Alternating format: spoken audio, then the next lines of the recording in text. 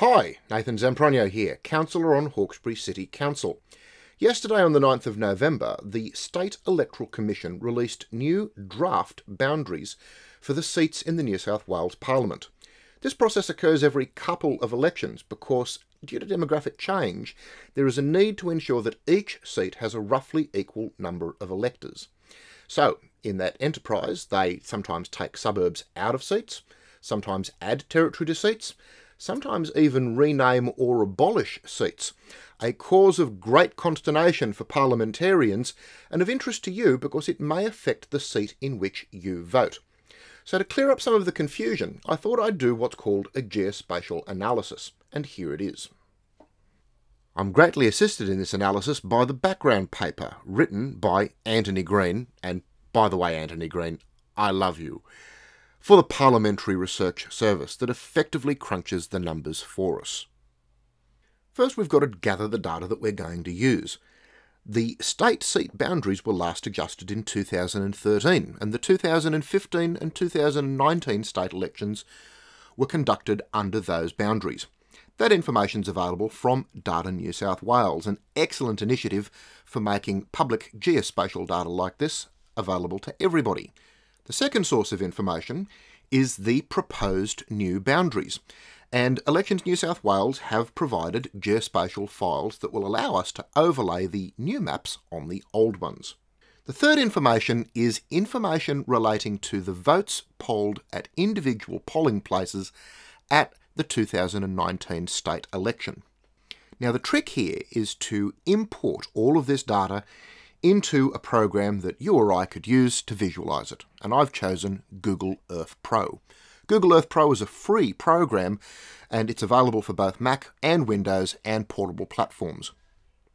There's a link on my website that will allow you to download all of these files and contain a link to the source data. Converting the data was a little tricky, and I'll skip over that step here, but it basically involved putting the data files through a professional geospatial program called ArcGIS, and then doing some conversion so that Google Earth is capable of digesting them. So what have we got now? Well, what we have here is a series of layers. So I can activate the layer for the 2013 seat boundaries, and they will appear here in blue. I can also turn on some boundary labels. These are the seats that have served since 2012.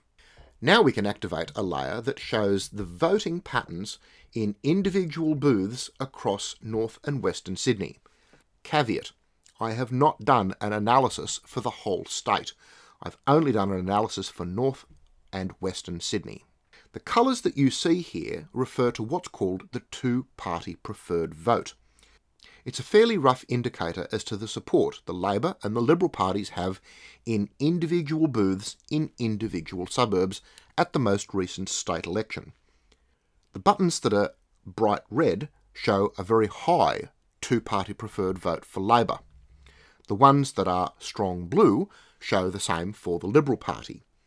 Now we can show another layer, here shown in orange, of the new draft boundaries put out by the Electoral Commission. Most of the seats retain the same names, with some notable exceptions. This is beginning to look rather busy, so I'm going to turn some layers off and focus on 3 or 4 seats just to give you a sense of what's going on. I'll start with the seat that I live in. Hawkesbury is a safe Liberal seat held with a margin of 17.4%. It covers 3 council areas: Hawkesbury, the Hills Shire and Hornsby. Most of the population is concentrated in the lower third, south of the Hawkesbury River. The new boundaries carve off Kenthurst, Middle Dural, Canoolan's and the eastern half of Glenorrhy, while adding in Box Hill, the Gables and Nelson, suburbs east of Boundary Road, from the Hills District, and areas subject to new and intensive residential development. If we turn on the voting booth layer, we can see that there weren't any booths in the areas added or removed, but we can infer from the surrounding vote patterns that the Hawkesbury will remain a very safe Liberal seat. The two-party preferred vote at Oakville Public School was 82%. The Liberal Party's submission to the Electoral Commission proposed a much greater shake-up, proposing huge areas from the Hawkesbury, from Castle Hill and from Hornsby be amalgamated into a new seat to be named Galston. They didn't get their way. But it is worth noting that it was the Labor Party's submission that Box Hill, Nelson and the Gables be added to the seat, and this suggestion has been taken up. Anthony Green's prediction is that the margin in Hawkesbury will go from 17.5% down to 16.6%, a trivial change. The seat of Riverston is judged fairly safe, held by the Liberals' Kevin Connolly with a margin of 6.3%. This was a remarkable achievement since it used to be a safe Labor seat for 30 years before being won by Connolly, with a historic swing in 2011 of over 30%. Demographic change and rapid growth mean that for the Electoral Commission to maintain a roughly equal number of electors, this seat will shrink considerably, as otherwise it would be oversubscribed by over 22%. Under the proposed boundaries, Riverston will lose Glenwood in the south, and Schofields, Marsden Park, and all the areas west of Eastern Creek. The vote overlay shows each of the areas being lost as favourable to the Liberal Party. The two-party preferred vote in Glenwood varied from between 55 and 59%. In Marsden Park, it was 64% favourably to the Liberal Party, while areas remaining in the electorate, like Quakers Hill, are soft Labor. Anthony Green's prediction is that the margin in Riverston will change from 6.3% to just 6.2%, nearly no change at all.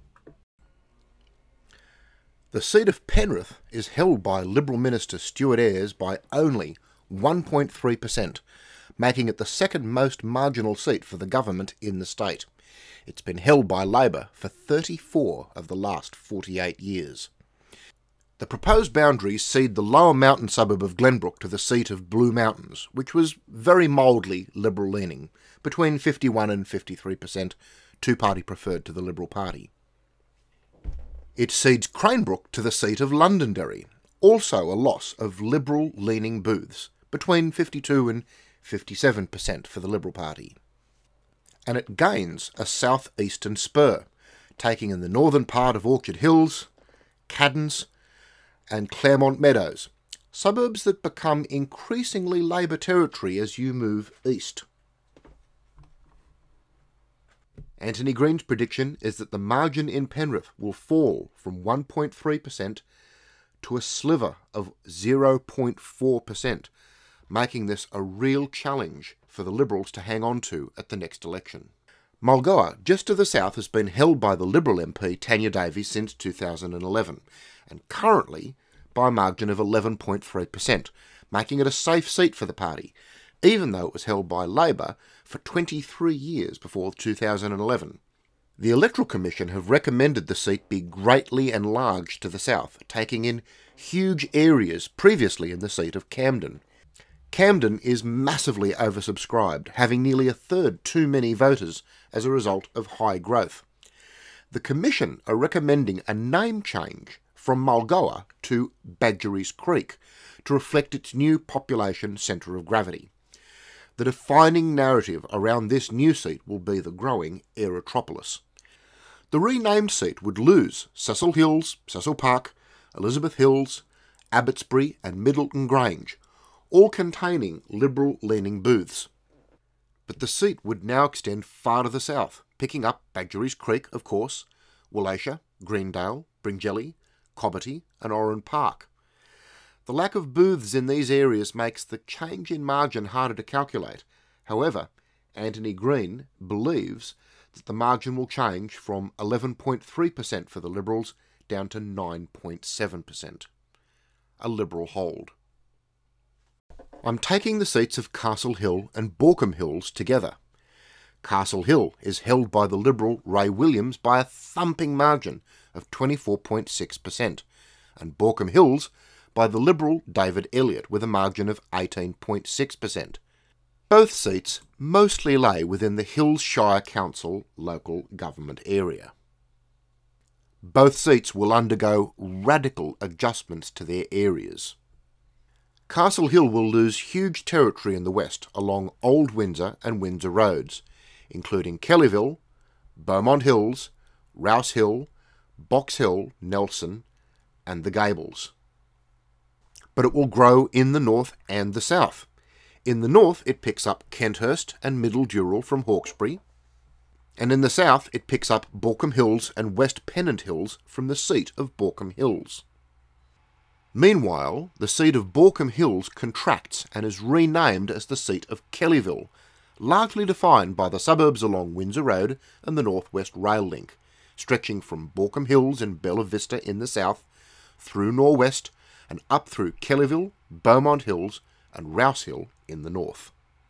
The two-party preferred voting overlay shows us a sea of blue booths. These are very safe Liberal areas, and in any likely configuration, both seats will remain very safe Liberal holds. Anthony Green suggests that Castle Hill's margin will fall by only a couple of percent, and the new seat of Kellyville will rise from 18.6% to 23.1%. Of greater interest, however, will be the wholesale reallocation of Liberal Party branches in this area to new seats, and whose loyalty to a new member cannot be guaranteed. This will almost certainly cause the party headaches as this gets thrashed out. The electoral impact of this redistribution is reasonably slight. Anthony Green concludes in his report that a Liberal majority would be reduced by only one seat.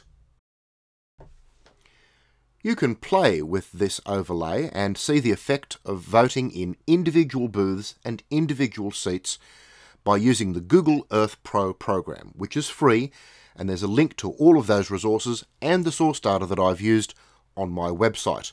If you like this kind of visualization, you may also choose to look at the visualization I created of all of the tributaries and rivers of the Hawkesbury Nepean catchment. These boundaries will be in place for the next state election in 2023. I hope this has been helpful. I'm Nathan Zampronio.